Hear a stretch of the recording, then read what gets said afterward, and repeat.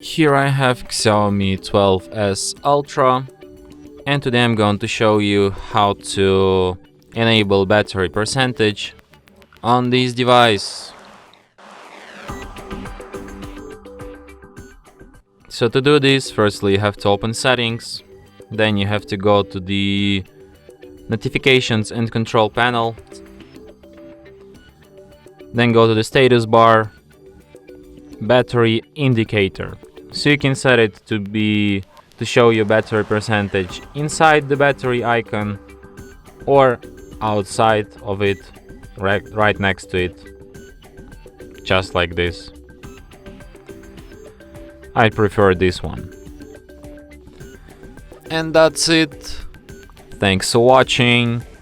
If you find this tutorial useful, don't forget to hit that like button and subscribe to our channel.